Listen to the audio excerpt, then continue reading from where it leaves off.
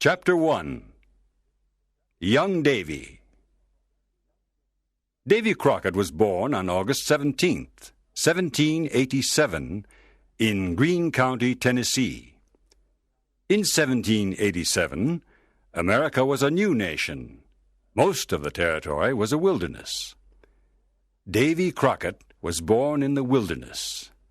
His father, John Crockett, was an Irish immigrant. He fought in the American Revolution. He was a very courageous man. Davy had a difficult childhood. His family was poor. When he was 12 years old, his father said, "Davy, our family doesn't have any money. You must go to work as a cattle herder." "All right, Father," said Davy. "I'm happy to help the family." Davy traveled 400 miles on foot. He took cattle from Tennessee to other places. When he finished his work, he was far from home. He was lost. Davy walked 400 miles. When he returned home, he was very tired. Davy gave his father the money he made. His father was happy and said, "Thank you, Davy. Now we have some money for the winter months." "I can do it again to help the family," Davy answered. The years passed. Davy went to school when he had time. He spent most of his time hunting in the forest. He was the best shooter and hunter in Tennessee. He entered many shooting competitions and won them all. He called his rifle Old Betsy. For years, Davy hunted bears and other wild animals. He was a trapper. Once he hunted 100 bears in 6 months. It was dangerous to hunt bears, but Davy was very courageous and strong. He knew the forest well. The Indians were his good friends. He ran fast and was a strong fighter. He fought with the wildcats of the mountains. Some people said that one day Davy saw a raccoon in a tree. He wanted to shoot it, but the raccoon saw him and said, "Wait a minute. Are you Davy Crockett?" Davy answered. "Yes, I am." The raccoon answered, "Then don't shoot. I'll come down from the tree." And the raccoon came down from the tree. Chapter 2. The Creek Wars. Everyone liked Davy Crockett. He was always happy, with a big smile. He was honest and always helped others. Davy was a tall man. He wore a coonskin cap, buckskin trousers, and a buckskin jacket. He always carried his long rifle, Old Betsy. In 1806, Davy married Polly Finley. She was a school teacher. They had 2 sons and a daughter, John, Joseph, and Judith. After a few years, the Crockett family moved into the Tennessee Hills. The Tennessee Hills were near hostile Indian country. In 1812, the war between the United States and Britain began. The Mohawk and Creek Indians fought with the British against the Americans. The American General Andrew Jackson organized a small army. He wanted to fight the Creek Indians and the British. Davy fought with this army. He was a scout because he knew the territory well. His work as a scout was very important. Davy traveled across Tennessee, the Mississippi Territory, Florida, and Louisiana with General Jackson's army. The Battle of New Orleans was a big victory for General Jackson and the Americans. The war ended in 1814. The British lost the war. The Indians lost their territories and went away. New American families settled in the Tennessee hills. At the end of the war, Davy returned home to his family. Unfortunately, his wife, Polly, died. Life was again difficult for Davy. He worked as a trapper and took care of his 3 children. After some time, Davy met Meg Mackinac. Meg's father was an American trapper. Her mother was a Cherokee Indian. Davy fell in love and married her. They had twins. Davy named the twins George and Washington in honor of America's first president. There were now 5 children in the Crockett family.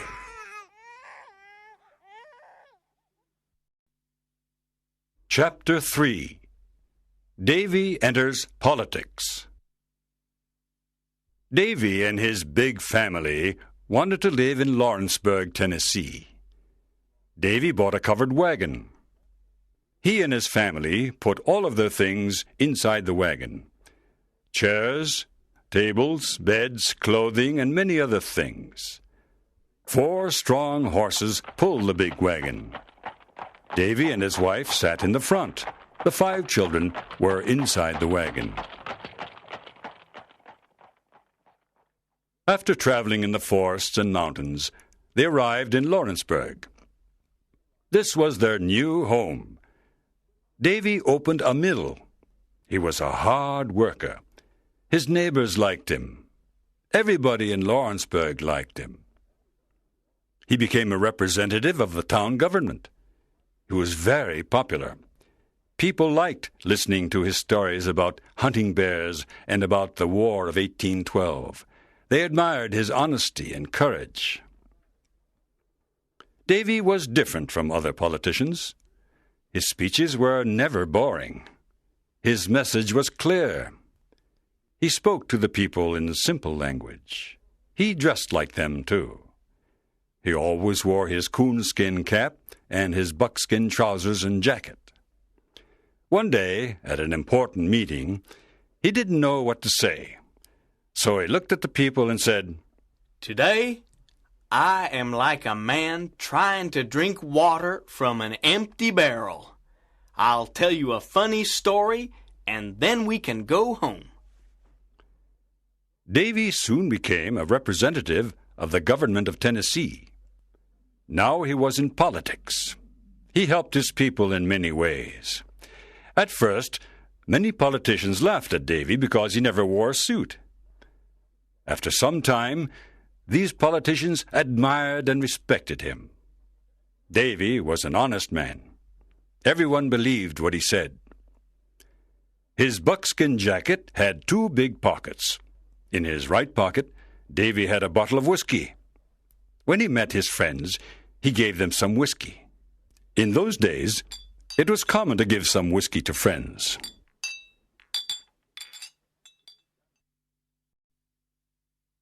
Chapter 4. Congressman Crockett. Davy often went to Nashville, the capital of Tennessee. In Nashville, he worked for the Tennessee government. One day, while Davy was working for the Tennessee government, a big flood destroyed his mill. This was terrible. He was very unhappy because he'd lost a lot of money. When he returned to Lawrenceburg, he started a new type of work. This time, he made barrels. He sold these barrels in New Orleans, Louisiana. New Orleans was about 400 miles away.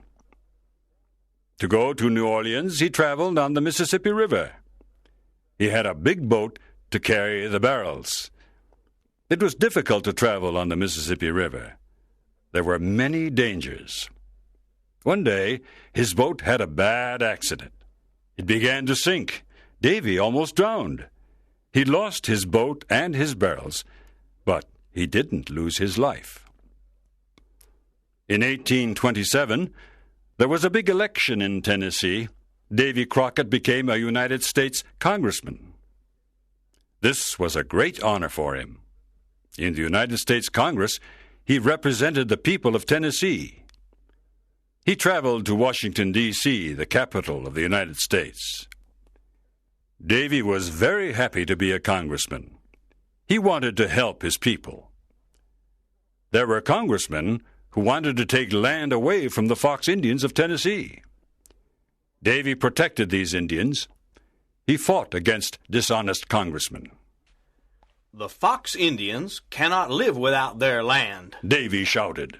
I must defend all the American people of Tennessee, the whites and the Indians.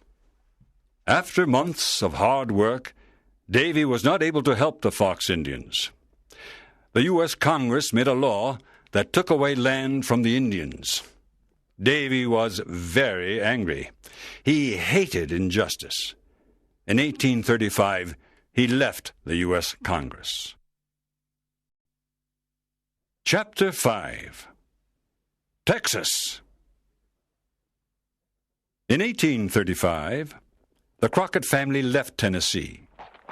They put all their things in a big covered wagon, and they traveled for many days. They finally arrived in Texas. At that time, Texas belonged to Mexico. At first, the Mexican government was happy with the American settlers. They cultivated the land. Many settlers went to Texas because land was very cheap. With a little money, a settler bought a lot of land. More and more Americans went to Texas. There were about 20,000 American settlers in eastern Texas.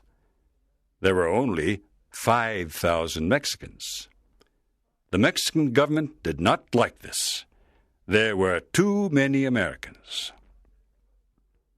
Mexico decided to close its borders.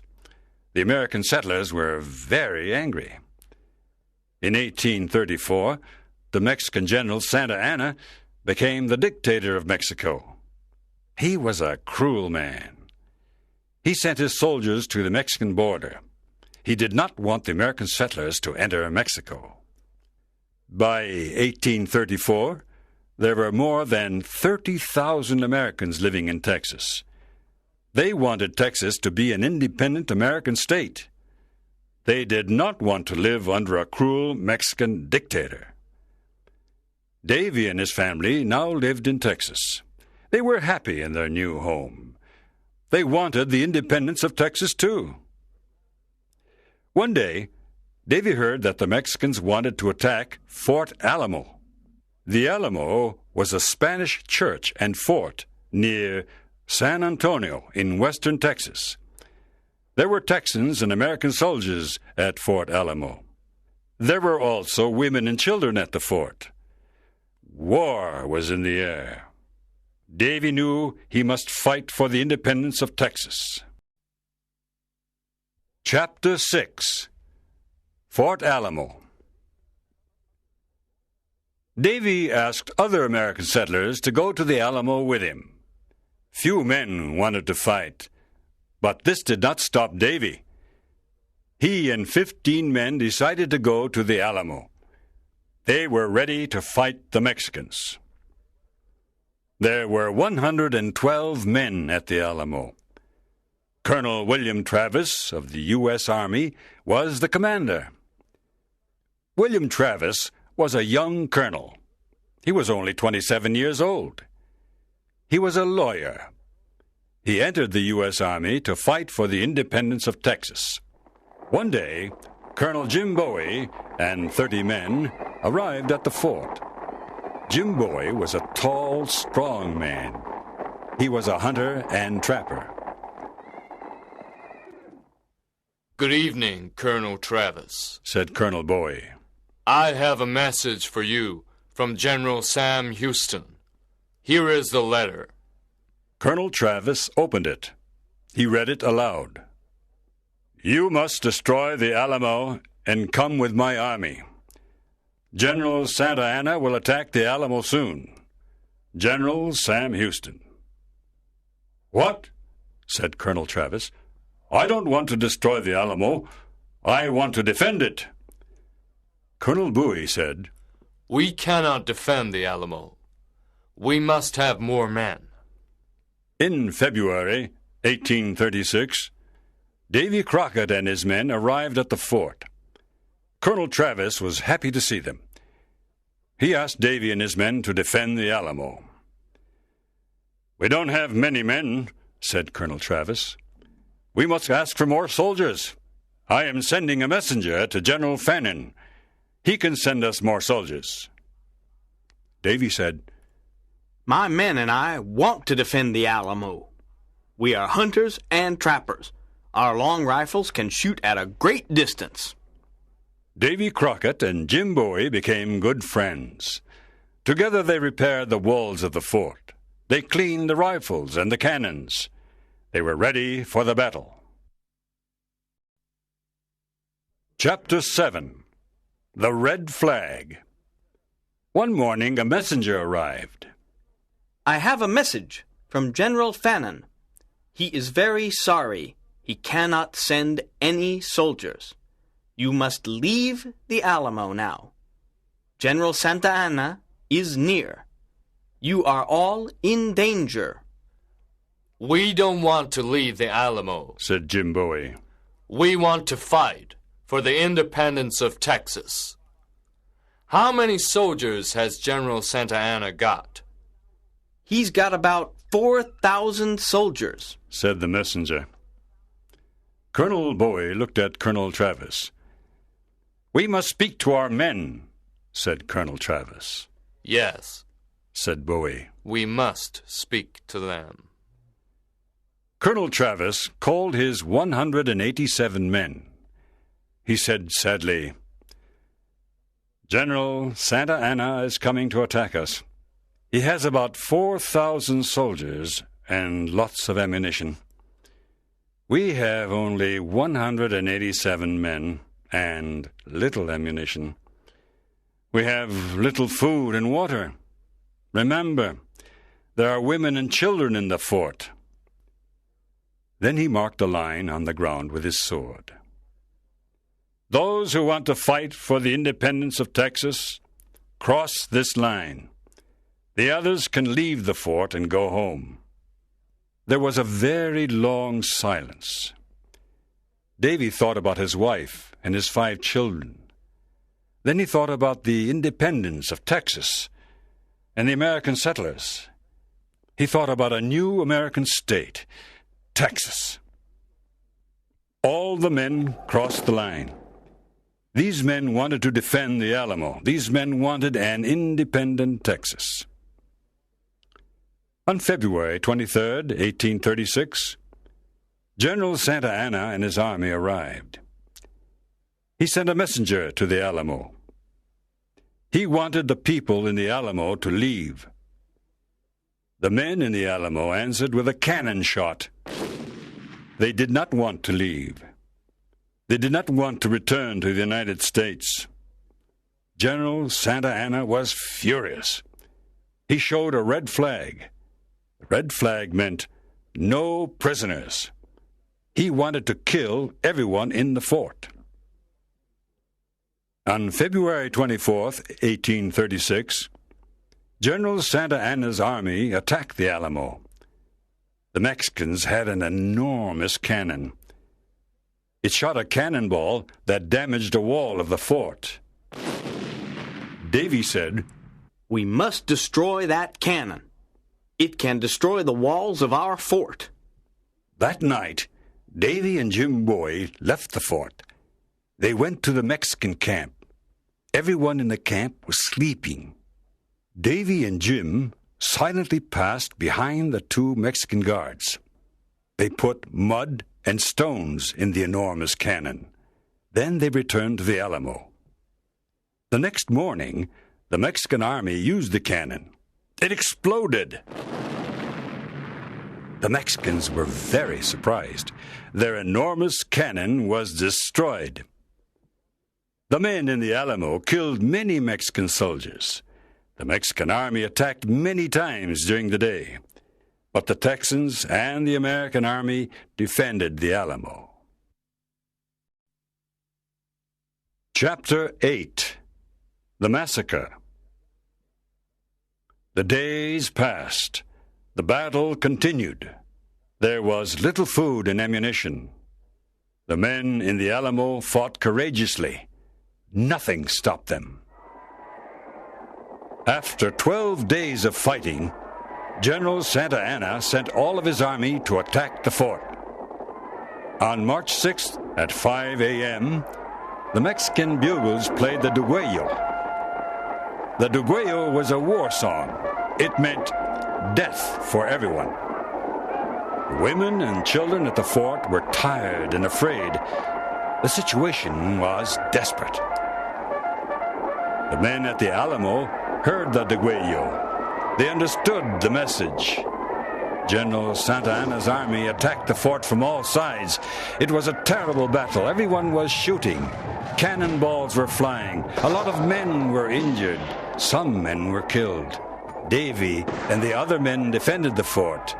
They sent back the Mexicans twice. The third time, the Mexicans entered the fort. They killed many people, men, women, and children. It was a massacre. Jim Bowie was a great fighter. He was a strong man, and he was never afraid. He fought with his famous Bowie knife. He killed many Mexican soldiers. At the end of the day, 3 Mexican soldiers killed Jim Bowie. Davy and the other men fought until the end. They killed many enemy soldiers. It was a desperate battle. 4 Mexican soldiers killed Davy with a long knife. The tall, courageous trapper fell to the ground. Only 2 women and 2 children were alive after the massacre, but General Santa Anna did not kill them. These women and children returned home. The Mexicans burnt the bodies of the dead people. It was a big victory for General Santa Anna. He lost 1,544 men at the Alamo. On April 21st, 1836, General Sam Houston and his army attacked General Santa Anna. General Houston made General Santa Anna prisoner. Santa Anna then signed a treaty. This treaty said that Texas was independent. Everyone remembered Davy Crockett, Jim Bowie, Colonel Travis, and the other men. They died for the independence of Texas. Texas became a state of the United States in 1845. All through his life, Davy Crockett did what he believed was right. With his honesty and determination, he became a national hero.